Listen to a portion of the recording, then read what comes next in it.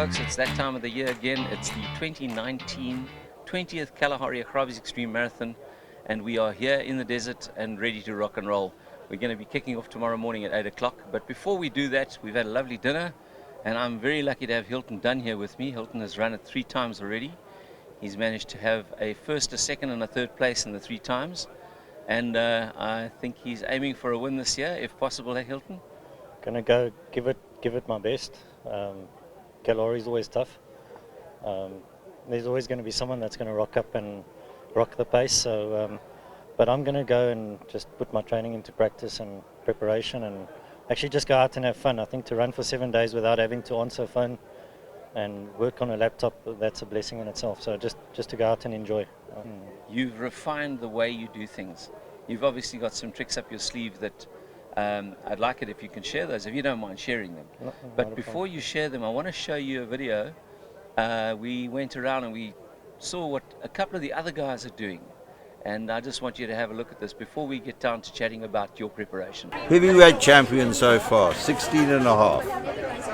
Food for, I think, two 250s. I've got lots of biltong, lots of food. I've got to keep this engine going. I'll be having another look at it tonight, and I might be reducing a little bit because I told myself 10 kgs was my limit, but I've exceeded that. But I'll see. Calorieën? Dit is 16.789 calorieën. Coffee. I've got fresh ground coffee. Yeah, but mine was in there, mate. I can make it. With mine, I just put a little spoon in the cup, stir it round, let it settle. What's the fruitcake? Got in there? A fruitcake? I don't know. Where's the you fruitcake? better not fucking touch it. Excuse my language. You said you were bringing me some of your wife's fruitcake. I'm not bringing you. I've got you nothing. And when you said that to me, I was very worried. It's this, and I chop it all up. It's a fruitcake, and I have it in my pouch, eating it one a day, and it is amazing. This keeps you going. I think you know pretty much where those guys are going to be in the field. And I mean, 16.5 kilogram pack. What sort of pack weight are you running with? Generally in the past I've been under 10. This year I'm over 10, but not much over 10.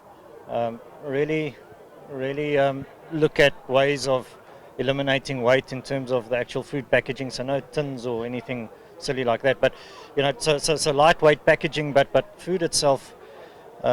You know, I've learned over the years to rather take too much than too little. Personally, a lot more meats, a lot more protein. So my pack is weighing a little bit more, but I'm going to enjoy eating out there. I'd rather have it safe. It's brutal. I mean, you need every bit of energy you can get for this race. So rather a little bit extra than too little. But then again, you know, the trade-off. You take too much, you got to carry it. You know, then you're not going to be able to move as fast. So definitely gone in with about 2 or 3 kilograms extra, and that's going to hopefully, you know, play off in my favor. Keep the energy levels consistent right throughout. Yeah. Just to clarify that that weight you're talking about 10.5 kilograms. Is that including your water? No. So that's without water. And in fact, I've added a few things extra to that, you know, more spare batteries and, you know, so other things. So I could well be sitting at about the 11.5 kilogram mark, which is fine because I know that's only going to be like that for the first, you know, 1 or 2 days. Let's talk about your training for a moment. You own a high altitude training center up in the Drakensberg. Now, I mean, you're talking about you're sitting at about 2,000 meters there. Yeah. And now we're sitting at about 600 meters. How do you think that has put you? Is that some sort of advantage for you? No, for sure. You know, and that's where we live. That's where I train. You know, I train on mountain passes.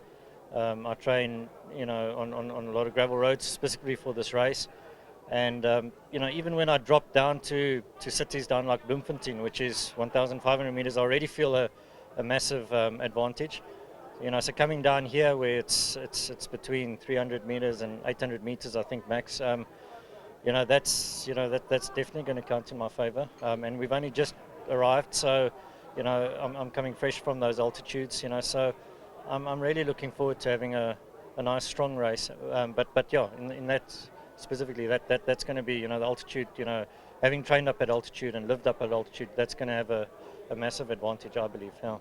Now, in doing your training, how much of that do you incorporate your diet into that training when you're training? Big time. Yeah. How does that program run for you? No, all the time. So if I go out on a run, I'm taking the foods with. Like I love dried fruits. I love keeping it natural. No, my pack is probably about 90% natural food and 10% supplements, and then the supplements is good old school stuff. So there's nothing that hasn't been tested and tried over years. Put it that way. I'm using some things that my dad would train with for comrades back in the day. And but yeah, coming back to your question, I take the food with on my training runs, and I test them and I try them, be it the biltong or the drove horses or the dried fruits or the nuts, and then whatever I plan to drink on that day. Also, I'm training with that. So everything it's living that lifestyle. Taking your pack with, putting your same shoes on, your kit on, everything that you're going to basically be using in the race, and testing it over and over and over and over again, so that you're 100% sure come race day you're comfortable and that things will be fine. Yeah. How important is your sleeping arrangements? Yeah, phenomenal. I mean, so everybody focuses on three things. It's food, blisters, looking after your feet, and your water management. But I think sleep is should be way up there also. So that's critical. In the past, we've all been in the gazebo together. This year, it's allocated spots. So that's going to be interesting. But as a rule of thumb, I get into camp. I'm not going to be walking around, missioning around, trying to jump in the river too much and socializing too much. For me, about racing, it's about getting to camp and getting the legs up and getting under shade and sleeping as much as possible, even if that means being able to catch a 2-3 hour sleep during the day if there's time, except for the long day obviously, and once you're back in camp obviously, and then having a good night's rest right throughout the whole night. Yeah. And just before we finish, what have you got in your pack that you think is that one thing that you just can't do without? I think sunblock. Sunblock is critical. It's a long day out in the sun.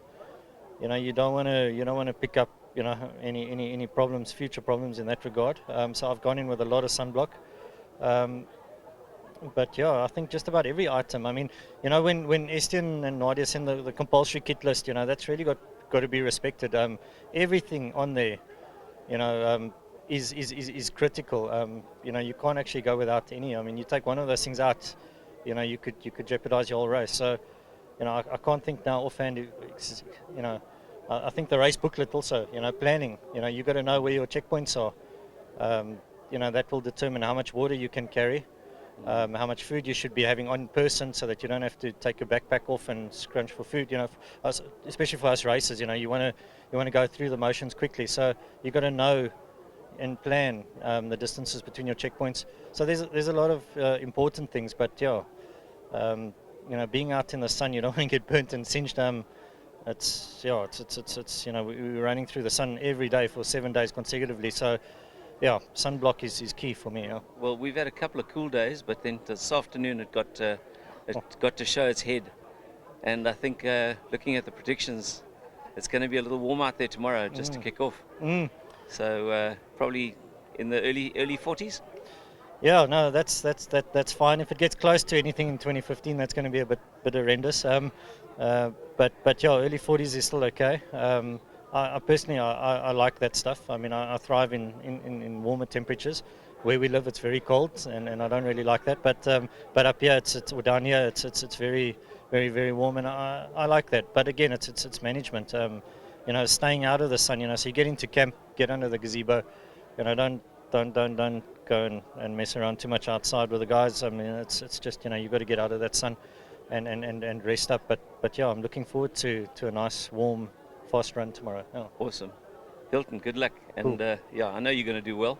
Thank you. And it's lovely to have you here again. And we'll see you out on the course. Looking forward. Awesome. Thank Great. you. Well, we'll be putting out something every day for you. We'll be talking to the guys and going out and filming them on the race. And look out on Twitter, Facebook, and Instagram. That's right. Jeez, it's all this modern stuff. And yeah, check it out, and we will see you tomorrow evening. Cheers.